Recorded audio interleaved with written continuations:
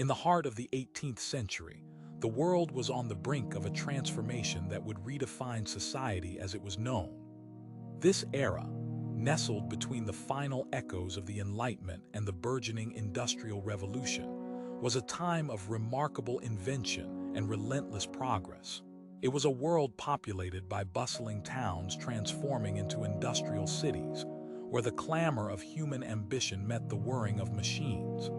In this age, life expectancy was barely over 40, and daily existence was tethered to the cycles of agriculture, the rhythm of the seasons, and the whims of nature.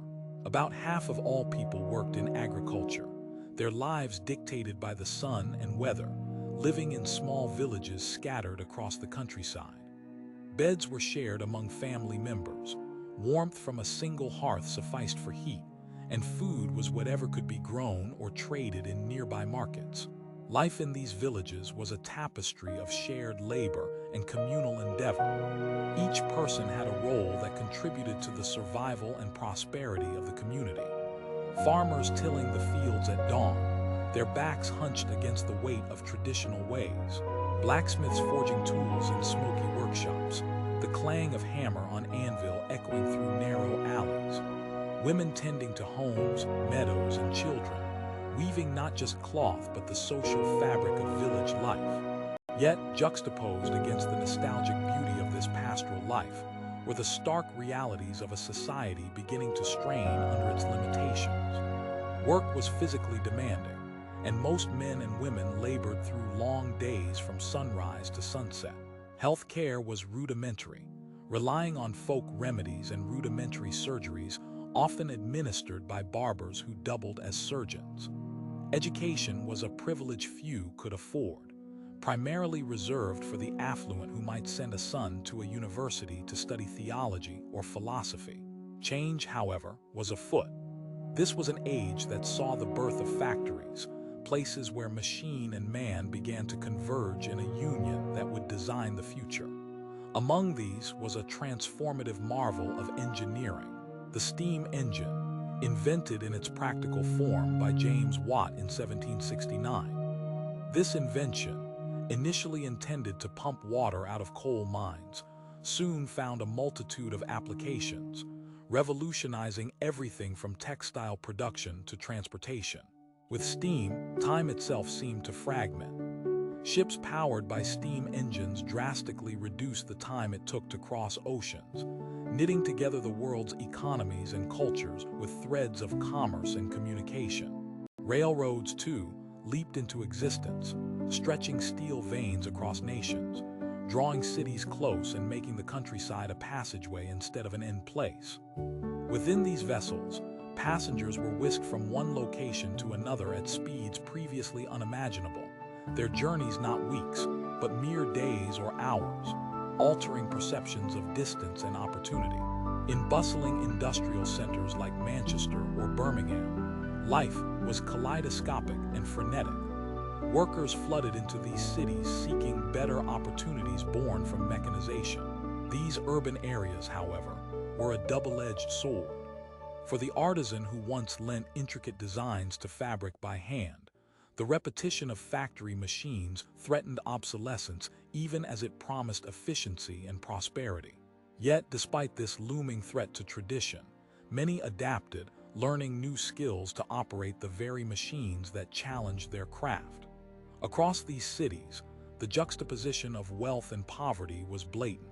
While the entrepreneurs and industrialists amassed great fortunes, their workers, often including women and children, toiled in grueling conditions for meager pay. The clangor of machinery relentless, the workdays stretched surpassing 12 hours in poorly lit, dusty textile mills or sweltering foundries, testing human endurance.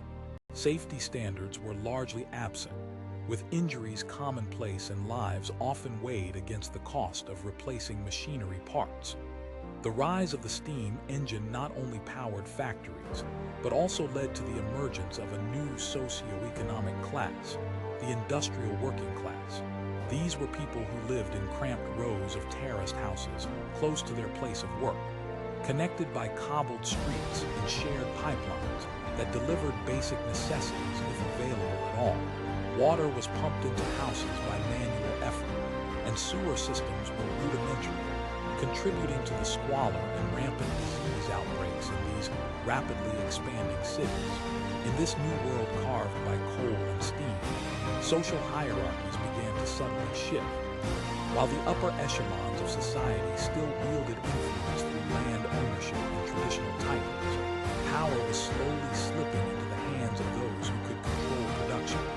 Industrial capitalists, the bourgeoisie, capitalizing on industrial progress, ascended swiftly, their fortunes linked to the factory's output and the steel arteries of railroads that could move it anywhere. Women in this emerging industrial world found themselves caught between old and new. On one hand, the factory offered independence and wages, albeit minimal, and an escape from domestic confines. On the other, the patriarchal structure of society ensured that their roles as wives and mothers were unchanged.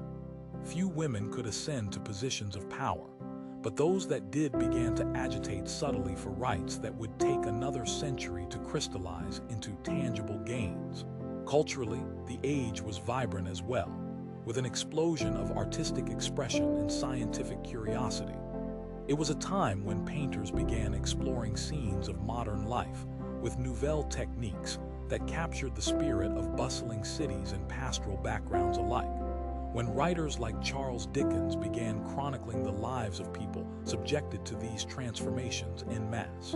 In places dedicated to learning, curiosity flourished. Universities witnessed students flocking to study newfound sciences of steam and electricity. The subjects split between old disciplines and the cutting edge of industrial futures. This generation inspired inventors and thinkers who spearheaded progress, coupling technology with human aspiration. The legacy of the steam engine and its consequential cultural, economic, and societal transformations was profound. It reshaped industries, bridged continents, and knit the world closer together. It laid the groundwork for technological advances that would propel mankind towards the modern age. Looking back, it becomes clear that the Industrial Revolution was a pivotal era that built the framework for the contemporary world. Its reverberations are seen everywhere, from the bustling cities lined with skyscrapers to the smooth rail systems that continue to connect remote places. What aspects of Industrial Revolution life would you find most challenging? Share your thoughts in the comments below. If this journey through history fascinated you, hit that like button and subscribe for more deep dives into humanity's past. What historical period would you most like to experience?